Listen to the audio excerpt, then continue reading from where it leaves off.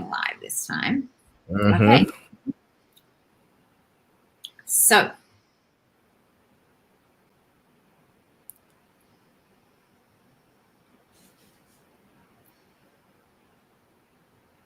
yeah, we are happening this time. To people that tuned in at 9 o'clock Australian time, my apologies. We had a few little technical issues on my side of things. And a huge thank you to Adrian for being really patient, because it's like it was 7 o'clock over there in New York State. So it is my absolute pleasure to introduce you to this absolute rock star of the track and field world over there in the US. He came from incredibly humble beginnings, which he's going to tell us about in a moment, to become this high school absolute amazing athlete, to he's going to tell us all the details because I'm not necessarily going to get them right, to becoming an Olympian, to actually becoming the head track and field coach, I believe, for the US Virgin Islands Olympic team, to becoming the youngest ever track and field coach of a uni team in the whole of the USA, and to creating amazing results with those teams, by the way, in his first year. So without any further ado, please welcome, drum roll please, this amazingly talented man, Adrian Durant. Adrian, welcome to the In Again Winning TV. Thank you. Thank you for having me. And you're flattering me here. I'm blushing because, yeah, that was a wonderful intro. Appreciate it. It's all true. It's all true. I think they have to verify whether I was the youngest. When I became head coach at Cornell at 30, and I don't know of any other 30-year-old Division I head coaches at the time. And I also got head coach of the year that year. So I don't know if there's a real way to verify that, but pretty sure. And I think you might have been head coach twice, head coach of the year twice. Yep. My first year and the following year. That's right. Yeah. Pretty damn impressive. Hello. Yeah, I need some more. So tell me about, because I did mention in my introducing you that you did come from quite humble beginnings. And as I mentioned in our take one, which we were having some technical difficulties, we also have a little bit of something in common in that we're both adopted souls. And yes. You mentioned in there that it was at a really young age that you discovered your passion and your talent for track, and you had this vision. You had a vision at a really, really young age to become an Olympian. Tell me about that. Yes. I feel like, I was just essentially beating people. When I started running track, I found out that I was fast, and I started winning ribbons and medals. And every time we had an assembly at school, they would announce, the person who won this race or that race, and they say the 55, Adrian Durant, and so it was a source of pride for me. And I think when you're a young kid, it's important to find something that you're good at, that you can gain competency in, and that way you can kind of build self-esteem. And that's how young kids really start setting goals, when they start seeing that this thing that they're good at is gaining them some acknowledgement, and that it creates a path and opportunities for them. When I was running, we were able to go to track meets in St. Kitts and St. Vincent. And so it was like, wow, I get to leave St. Croix and get on a plane and go to this other island. And, this island where their money is a funny shape, and it's ours is worth way more. And it was just like, it was just an experience running with these kids on the grass track. And it was like, I helped me appreciate what I had, because I didn't have to train on the grass track. We at least had gravel. But I saw that, I can travel with it. And so just watching track on TV, you would see the Olympics and whatnot. And I started saying, okay, well, that's my goal. I want to get to the Olympics and run in, the Olympic Games. It's that big thing in the stadium, and, they carry the torch. It's just, I think everybody who starts playing a sport young wants to go to the Olympics. So that was my goal. And so my mother and my grandmother, I think they took my goal seriously. And so they wanted to put me in the position to be able to accomplish that goal. Wow. And was there one particular person that was like your inspiration at that really young age, or was it the Olympics per se? Inspiration? No. I mean, there were track athletes that I followed that I liked, but at the time, no. I was still on St. Croix, and so track wasn't huge there. And we had the same TV stations, but things could be a little different. I just never track wasn't even on TV like that. The Olympics were, but track wasn't really as common. And so, at some point, Michael Johnson was a track athlete that I really looked up to, and Maurice Green, Marion Jones at the time. But not really. I would say that if anything, it was just because I was getting good at it, and my mother made sacrifices so that I could be good at it. She made sure I was at practice every day, and I never missed track practice. And she supported me and encouraged me and motivated me because I was a very impatient kid and I wanted quick results. So my mom put a lot into my me being my development as an athlete. Absolutely. So I wouldn't say it was a track athlete that motivated more than my mother kind of facilitated me to be able to pursue this dream. She was behind me. Wow. Yeah. So then fast forward, this was like you started winning things at like 5 or 6? So I started I started running track in second grade, growing up on St. Croix.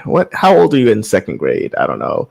In 8th grade, you're like 13. So yeah, so somewhere in there. 6 years old. Yeah, 6 or 7. It would be roughly. And I went to a Catholic school, St. Mary's, and we had gym and we had after school program, luckily, and so there was an interscholastic league, and we got to compete against the other middle schools and elementary schools. And like I said, I started winning ribbons and medals. At least in my age group, I was competitive, and at some point, I was beating everyone, and I took it so seriously. I became kind of known for that. Like, by the time I'm in 5th or 6th grade, it's like I'm known for being fast and being the fastest in my school, and track, and winning all the youth stuff in the island. And essentially, by the time I was in 7th grade, I was winning everything. All the meets that we had on St. Croix, I was essentially winning all the races that I ran. From the 100 to the 400 to the 800, I was essentially winning everything. And so at that point, it was like, okay, how can my career progress from here? It's very limited opportunity. And that's when my mother and my grandmother decided to send me to New Jersey to live with my aunt and uncle. And so, yeah, so they kind of, that was just to give me the opportunity to continue pursuing my dream. And so then you did high school there and then went to college? Yes, I did high school in New Jersey, which was a big transition, moving from the islands to New Jersey, where it gets pretty cold. There's snow. Moving into a high school where I didn't really know people, and it was kind of tough adjusting. And then from there, at some point, I played sports, and I always tell people sports, they're like the great equalizer. Like, I went to high school in a place that, it was a tough adjustment, but because I played soccer, I joined the soccer team, and, I had friends. And then when track season came around, joined the track team, made more friends, started getting good. Like, I became known as the freshman who's on varsity. And so started building my reputation up, and now it's like, okay, now I can start going after this goal again. And so in New Jersey, the area that I lived in, I got to the point where I was one of the top athletes in the county, Bergen County. And I was starting to get to that state level. But I had injuries. Some caused by my own poor decisions while in high school. And because of those injuries, I had not run fast enough to earn a scholarship. I had good academics, so I could get into schools, but we didn't have any money for college. And so I was at a point where it was like, okay, maybe I'll just run track and not go to college. And my grandfather and my mother were like, no, you're out of your mind. You're going to college. You are going to college. And so I had applied to and got into the University of South Carolina, and my grandfather, had a little bit of money, a couple $1,000s, and my mom took out a loan, and I had a loan as well, and pretty much I walked on to the college program at University of South Carolina. Wow. Yeah. And then you started competing for them. So I walked onto the program, and at the time they were really good. The women were the national championship team. The men, I believe, were fourth in the nation. Their 4x4 was the national championship 4x4 relay. They had a lot of superstars on their team, and I joined the team with the hopes of earning a full scholarship, which to a lot of folks at the time was kind of laughable. Like, you're going to join one of the best teams in the country and earn a full scholarship. But yeah, that was my plan. And so I went to South Carolina, and I remember the first day of practice, because it was like I was this little skinny guy and I didn't know anybody, and it was all these big, tall athletes, and they looked so fast and so muscular. And I just, I went to practice every day with the goal of earning that scholarship. And I'm not going to act like I was a college kid. It wasn't perfect. I messed up. But when I messed up, I learned from my mistakes. I remember at a time where all of us missed practice one day and coach suspended us. And I remember coach brought me into his office and he said, "Hey, you don't have any money. Your mom don't have any money. If you don't earn a scholarship, you're gone next year." And I thought about it. I was like, "Dad, I'll be out of college if I don't earn a scholarship from this team." And so every opportunity I had in training, there were some guys who were pretty good. They were full scholarship guys. And there were these other guys who were really, really good, like high level national championship caliber guys. And so I would just go train with them all the time, and they would wipe the floor with me every day. They just completely wiped the floor with me. But I started getting better and closer and closer and closer. And getting close to those guys made me way better than everyone else on the team. And so I got to the point where my times just kept dropping and dropping and dropping, to where I was put in the position to be on the relay, the 4x4 relay at the SEC championship, which is, that's the big, anyone who knows track and field knows the SEC championship. And as a walk-on, I was able to lead off the relay. They were the defending national champions. The defending national champions, SEC champions. I was able to lead off the relay as a freshman with a big baggy speed suit, because I was a walk-on. So they just, here you go, walk-on. Here's an extra large. And I was able to lead off that relay, and we won. And so I became an SEC champion. And then I ran some more races, and my 100 time dropped, and my 200 time dropped. Ended up being top 10 freshman in the country. And then I was able to represent the Virgin Islands at some high level meets, the Carifta Games, where I raced Usain Bolt. All of that was in that same year. And after a year like that, I was in a position to say, "Hey, I need a scholarship, or I can go somewhere else." And that's kind of how it went. It really reinforces what I am constantly saying to clients that I work with, and everybody that I speak to. Who we hang out with, we become. You hung out with the people you wanted to become. Mm-hmm. Yeah, steel sharpens steel. Yeah, they say that we are the sum of the 5 people we spend our most time with. And you got real clear on, okay, these are the people that I want to aspire to being as good as. And then there you go. Amazing. Yeah. And it's not to say the other guys weren't good, but it's a different motivation. You had some guys who really wanted to be on a different level, and I never looked at them as being better than me. I just thought, they're running faster than me. They've had different opportunities, but now that I'm here, I'm going to put it to the test, and I'm going to see how good they really are. And they were good, and I never did beat them, but where I ended up was someplace great. Yeah, and that was your intention, was to get that scholarship, and you got it. So I want to talk to you about the rituals that you had, because we all have rituals, whether we're a dancer or an athlete getting ready for an event. what were your rituals when you were competing? And what do you suggest? Because now you're training elite athletes. So what do you suggest for them in their rituals, either pre the event, leading up to races, and then on the day? Because I think that, Well, I like to the work you put in, the physical effort, rituals play such an important part.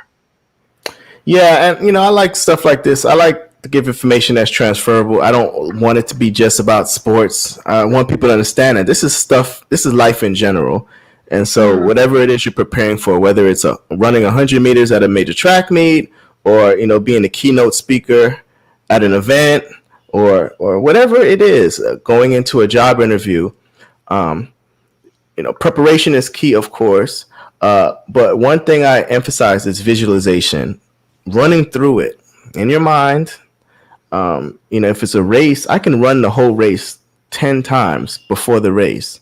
Just kind of go through it, closing my eyes, hearing the sounds, sound of the starting pistol, the rhythm of my arm swinging, setting up the race, knowing how I'm going to feel at a certain point in the race and how I need to respond to that.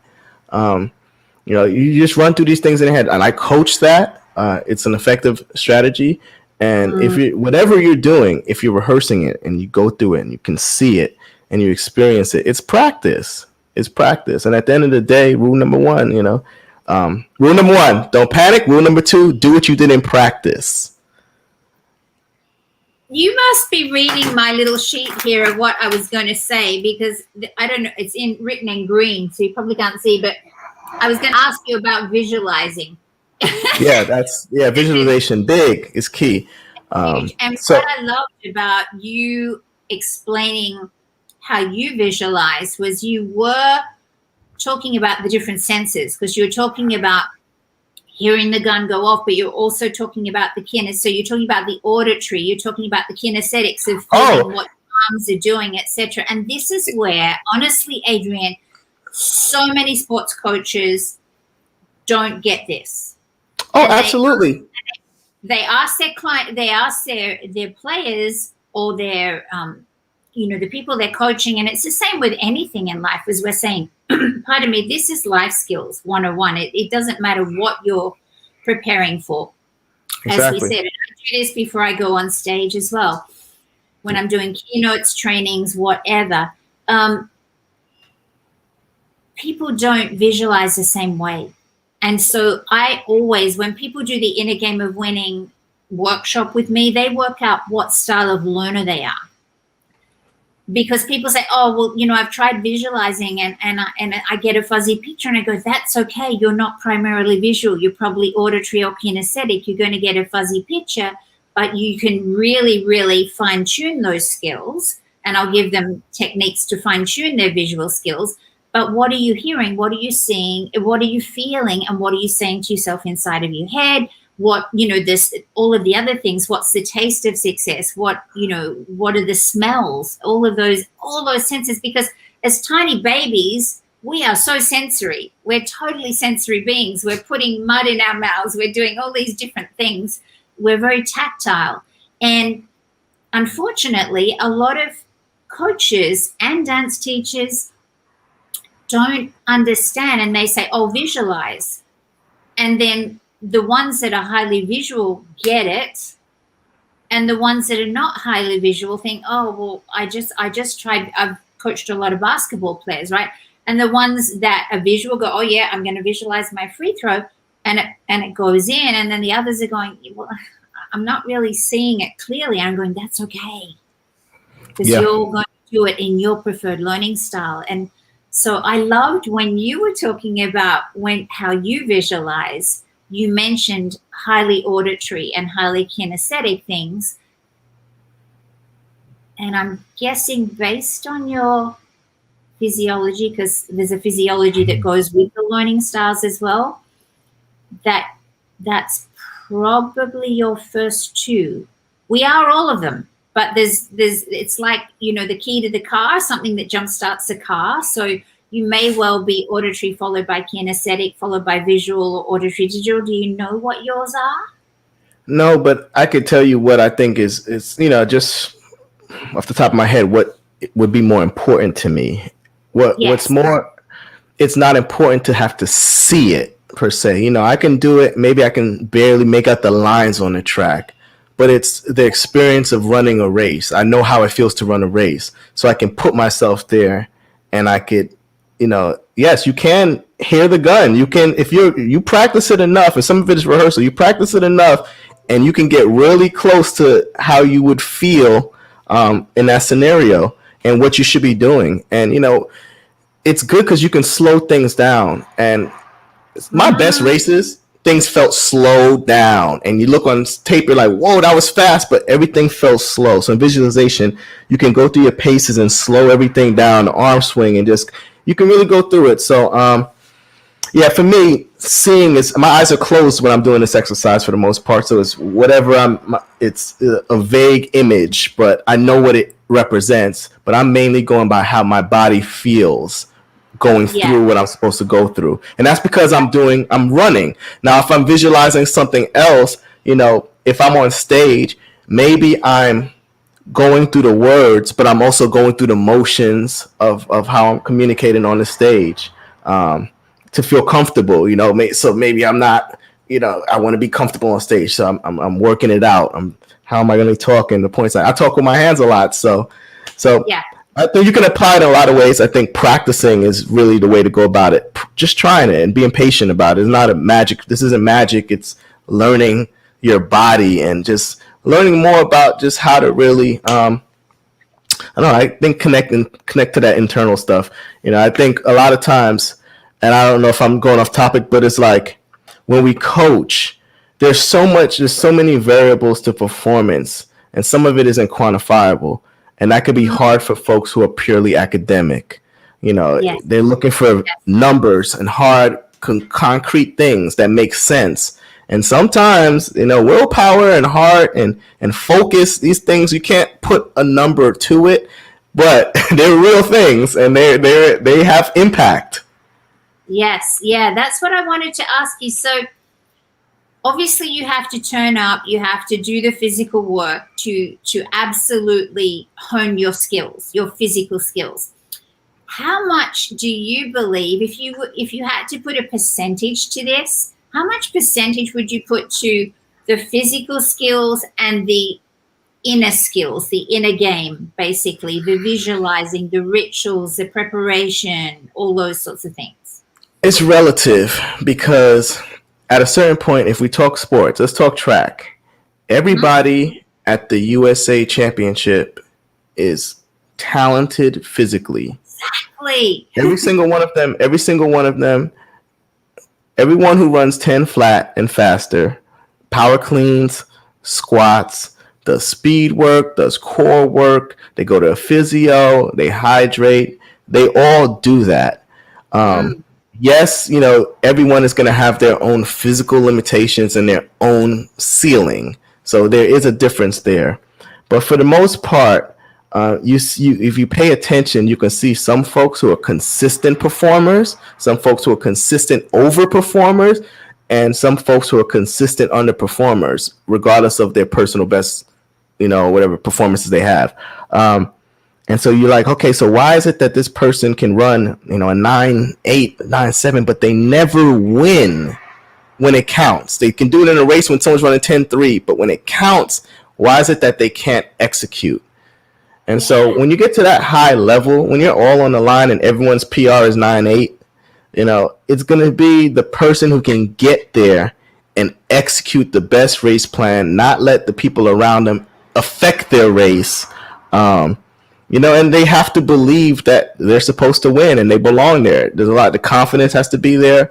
The trust in the plan, the game plan that you have with your coach, everything. It has to be there mentally. You know, you're not just going to go out there at the high level and brute force it. You're going to lose. Absolutely. I don't care how strong you are, you're going to lose. Yeah. And that's the thing that I find. I have a very low battery. I will be back in one moment. I want you to have a chat to everybody about the difference between someone that has absolute natural talent and somebody that doesn't have the total natural talent but the determination to win?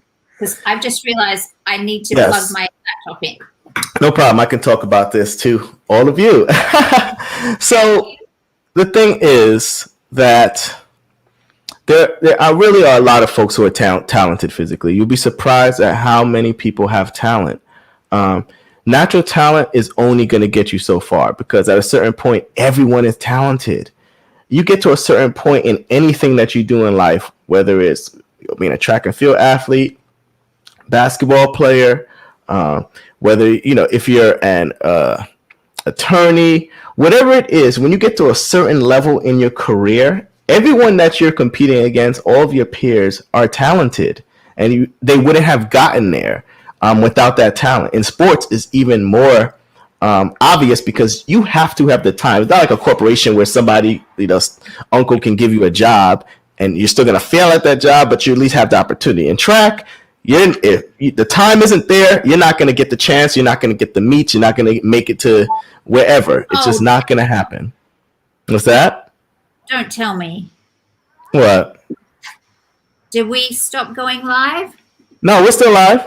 We're good. Oh, good. Yes, and so saying 2 minutes, and I was my laptop was going to die.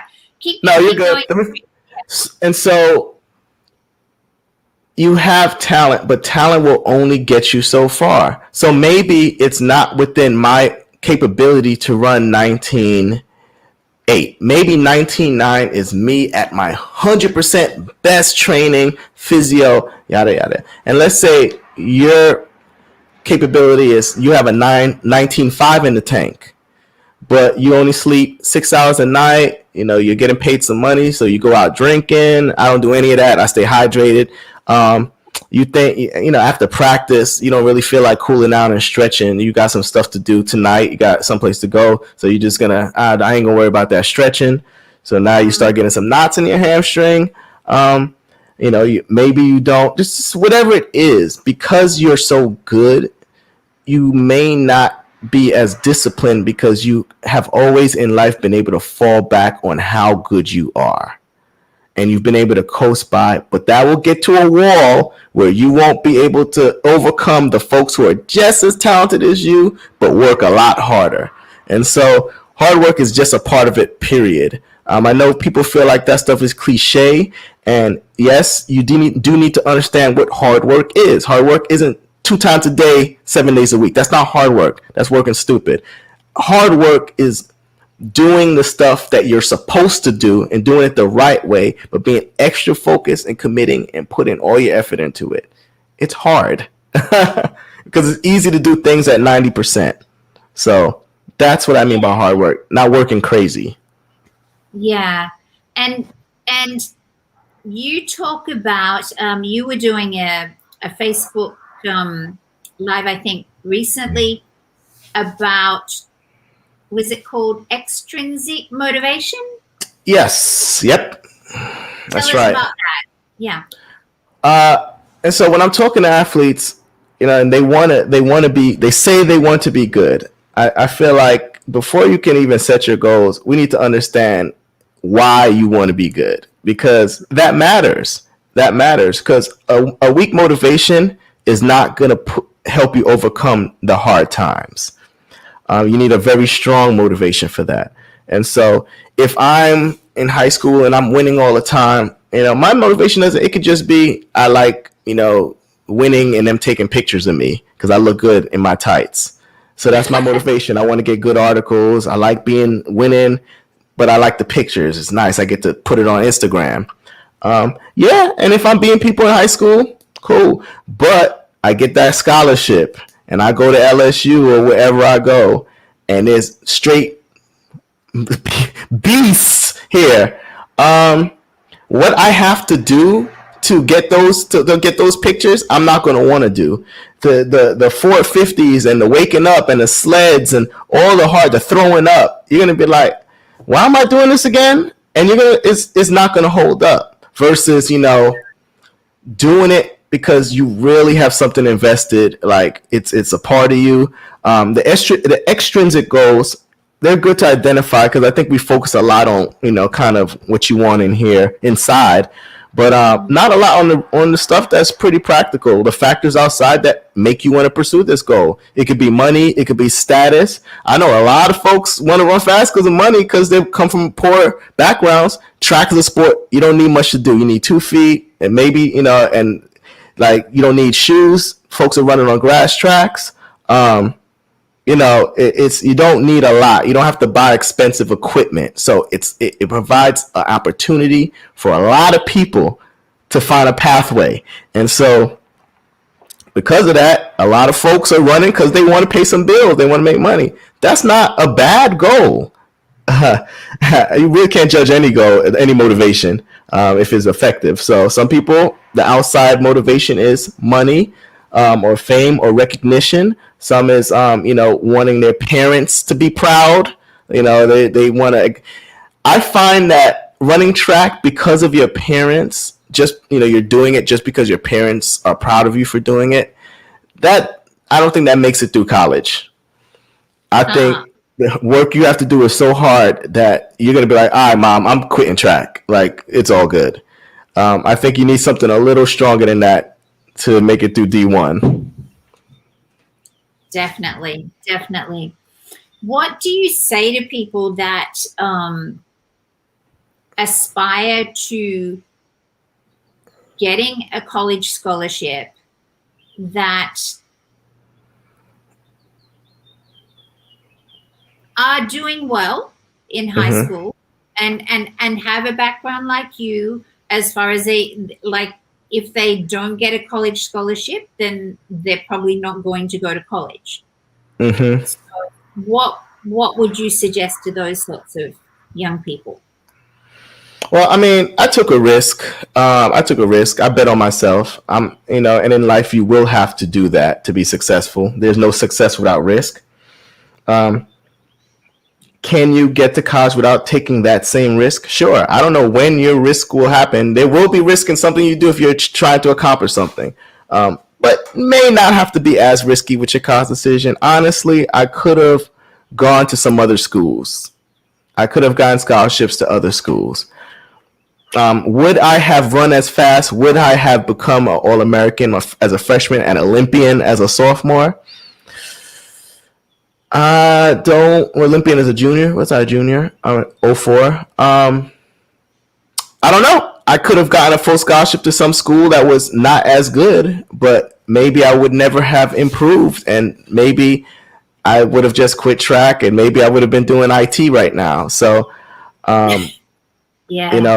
it's hard to say. I went to a place that I believed I would get good because I knew it was a good program, and I knew it would be extremely competitive, and that gamble worked. I know some other folks that it worked for as well.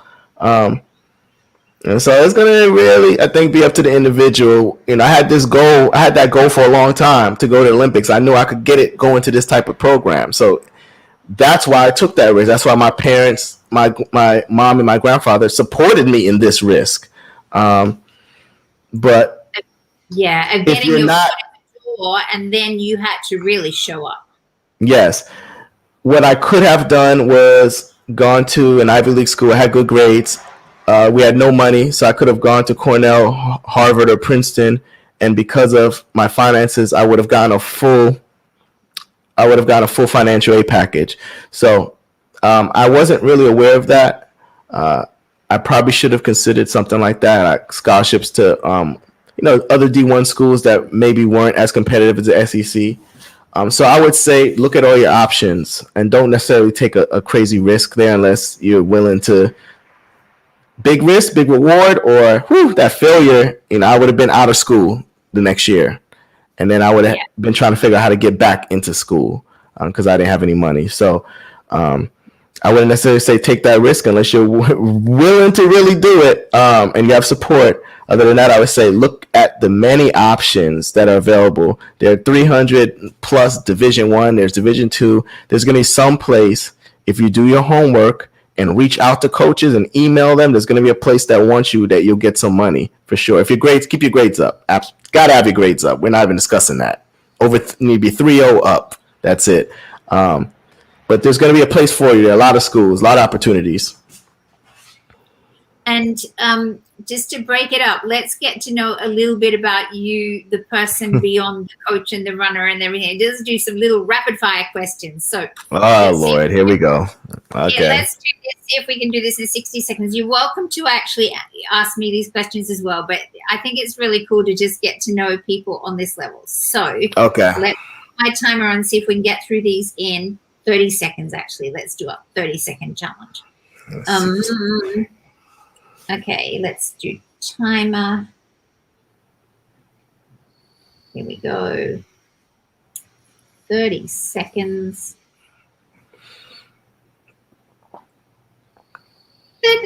Nothing's going to be, embarrassing. Just relax. Okay, so favorite color? Black. Favorite food? I don't have one. I have a couple Favorite foods? Yeah, that's okay. Pizza, definitely pizza. Caribbean food in general, oxtail, jerk chicken, curry goat. I love Caribbean food, so I'm gonna say the whole class of Caribbean food is like one of my favorites, in addition to pizza. Favorite music? Oh, Reggae slash dance hall, followed by hip hop, rap, and also like next would probably be tie between R&B and soca, calypso. place that you would love to go but have never been yet? Africa, the continent. I found out through 23andMe I'm like 78% Nigerian. So definitely need to go to Nigeria and some other places. I just haven't been to any competitions there. I've been like 40 countries, but not to the continent of Africa, which is just unfortunate. So yeah, that's coming up pretty soon. And favorite? And Australia. I haven't been to Australia either. There you go. Come visit. Favorite movie? I don't have a favorite movie. Or one of your favorite movies? Yeah, I'm funny with favorites because I like so many things, and I'm like, why pick one? Why can't I just like it all? You can like several. What are some of the ones that you've? But I'm a sci-fi kind of guy, so I love like Star Wars. I'm more of a Star Wars guy than Star Trek, but I do like Star Trek. But I'm all about Star Wars, and so those movies, all of them, I've watched all of them a million times. Movies like Terminator 2. After the Terminator 2, it doesn't matter anymore. But Terminator 1 and 2, Alien and Aliens for sure. I guess the first 3 Aliens I'm good with. And was there another movie? Aliens, Terminator. Oh, Predator 1 and 2. Anything after that is not canon to me, doesn't really exist. So I like The Hangover as well. And what about, I think I probably know the answer to this, but I'm going to ask it anyway. So where is your favorite place to go to rest, rejuvenate, chill, relax? Yeah, I'll get in a lot of trouble if I don't say St. Croix, but it probably really is St. Croix because I spend so much time in New York, and when I go home, it's like I get to eat all the good food. I get to like go to the beach and just enjoy being home, and it's always, the weather's always nice. It's always beautiful. It's really relaxing, and St. Croix is so slow anyway, so it's not a lot to do. So unless it's carnival time, but St. Croix, and number 2 would be pretty much any other place in the Caribbean because I mean it's the Caribbean. We have the best water and food and everything. So if you haven't been, I recommend visiting. You frozen? Yeah. No, I'm good now, I think. Are we frozen? For a moment there, I lost your audio, but we're good. Did it come through? Can you hear Did what I say? Can't come through? I think, okay. Yeah, and so it really is Saint Croix. Yeah? Yeah, say how you say it with a French. Yeah. Oh, am I not saying it correctly? St. Croix. Oh, St. Croix. Oh. Uh-huh. Oh. There you like go. You said it with a French. It's probably pronounced that way with a French accent. Because the OIX. Croix. That's that schoolgirl French in me coming out. There you go. So, in closing, I want to ask you, is there anything that you would say to your little 6-year-old Adrian who had this vision? Is there anything that, looking back now, if you were his mentor, is there anything that you would say to him? I mean, not really. It kind of worked out how it was supposed to work out. I wouldn't want to mess it up, go back and say something and then I do something totally different. No, I believe that everything that I've experienced, the good stuff and the bad stuff, because there've been plenty of bad things that I've experienced. I've been in lots of different situations. I've been, in my adult life, I've been homeless. I've been unemployed. I've experienced violence. And so there was a lot of growing pains. I didn't start, financially, I didn't start making any money till I was, after I was 32 years old, essentially. So it was a struggle. But every bump in the way made me stronger, made me smarter. I learned lessons from that helped me to kind of, it helped me to grow, but it helped me to endure future obstacles that I would have to face. And all of those things lined up to putting me where I am right now. And I appreciate where I am right now. So what would I tell him? I don't know. I don't want to mess it up. I watch all those movies about time travel too. So I know if I say something, it'll throw them all. I don't want to create a different timeline. So I would just watch from afar and be like, there you go, little man. I see you. Yeah, you got this. Yeah, exactly. So you are now starting to branch into spreading your message and your story and all that sort of thing and speaking.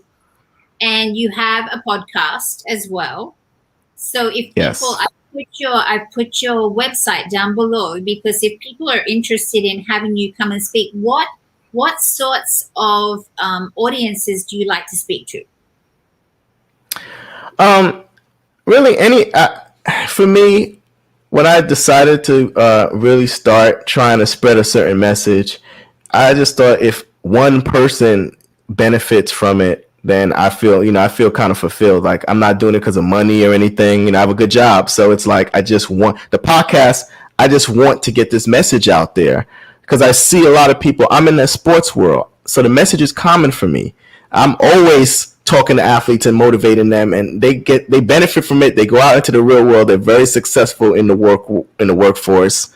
And that's what I'm seeing. So I'm like, I meet, let's say, non-track people, regular people, and they don't have a coach. They don't have someone to tell them it's okay. This is normal. It's going to be hard, but you'll get through it. And I started seeing this every day, how people were just getting beaten down by life. And I was like, man, they need a coach because they can make it through this stuff. I know for a fact that they can, but they're not getting they don't have a coach. And so I said, okay, I'm going to start getting this message out there for everyone, specifically for Black people, Black men who there's really there aren't a lot of resources for Black men, not a lot of positive messages. There's not a lot of positive portrayal in the media. There's not a lot of opportunity. And, you can find a path to success, but it's hard to believe that when all you see around you is just, hate and people condescending to you and society beating you down and telling you that, you're a criminal or you're not intelligent or whatever other stupid stuff they always saying about Black people. So for me, I'm like, nah, don't listen to that. Like I was broke just a couple of years ago, and now I'm doing fairly well. And it's like you can have a better situation, but there are a couple steps that you need to take. And so there are a couple things that I've identified that I'm trying to share with everyone. And there are a couple things that come out in every episode of my podcast. Every single one. I'm interviewing Olympic champions, world champions, and every single episode, they all say the same exact thing. And I'm hoping that if people follow that, they'll get the message that, it gets hard. All of them are debilitating injuries. You may never walk again. You may never run again. Your spine's going to explode. Your foot, whatever. I'm like, what? They're like, yeah, this is what happened to me. And I had to decide every single time I'm seeing where life gets really, really difficult at the point of where you want to give up. you come to a point where you have to decide, and the decision will be made. So you're either going to make it or it will be made for you, but you have to decide. And what I'm seeing is that the folks who reach a crazy level of success have made a decision to say, hey, I'm going to ABC. I'm going to win this gold medal. I'm going to break this world record. I'm going to get this job. I'm going to do it no matter what. Even the ones who are champions already, they're like, no, I want to get to a different level. And no matter what.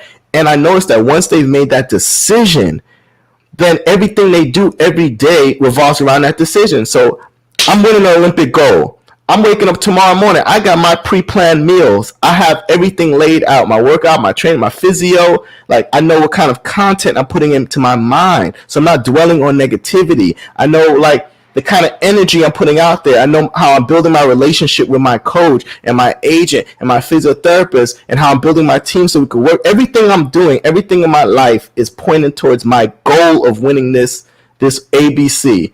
And if you don't make that decision, you're not ever going to achieve that goal, because you're never going to make it past the hard stuff. The stuff when your doctor tells you you're never going to walk again, and you have to get back from that and still win an Olympic medal. That stuff happens, but you'll never get there if you don't make the decision. And so I'm trying to tell people, hey, look, everything's sucking around you. Yeah, life can get bad. I've been in some bad situations living in the hood. I'd have been, six stitches on my lip. I'd have been shot at. All kind of stuff that went down. Robbed at gunpoint here. All kind of crazy stuff people would expect from an Ivy League head coach, but they don't know my background. They just see what I present now, and I'm like, no, you can get somewhere.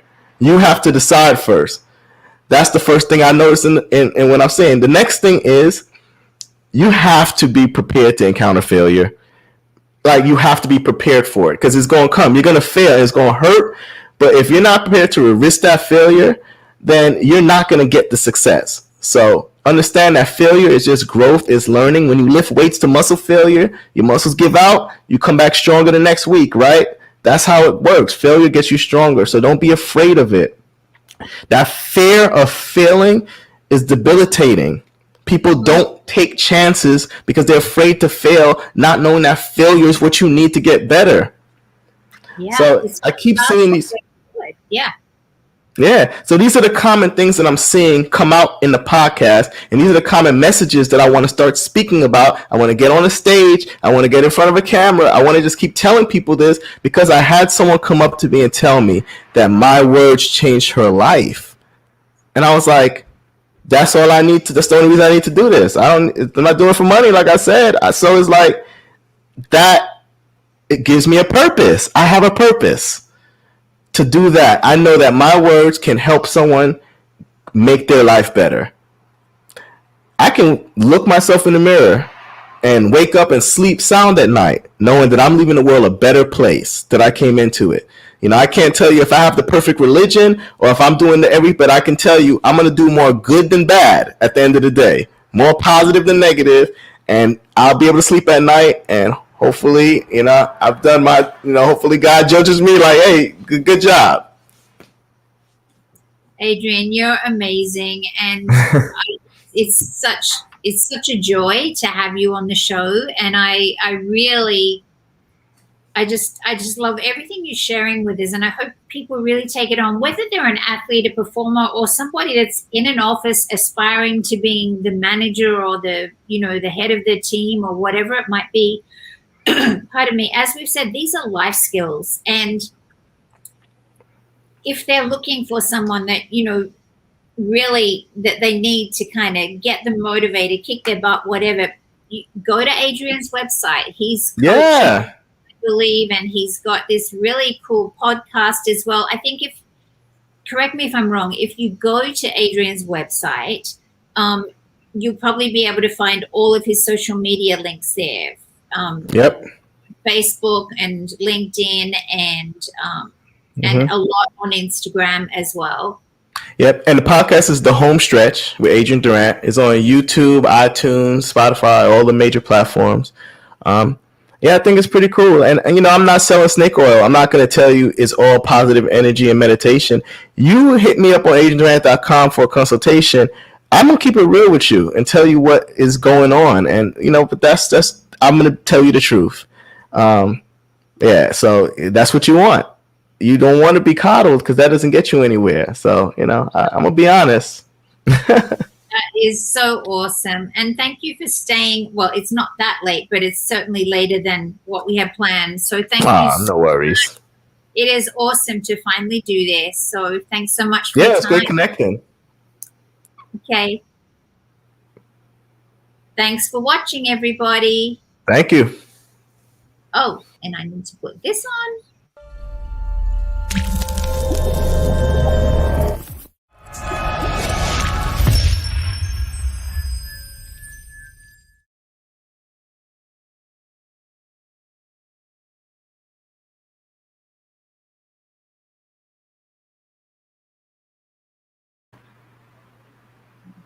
But we're still here. So I can, are you there? Yep. Thank you. That was awesome. Yeah. Oh, I think we're still live. Oh, end broadcast.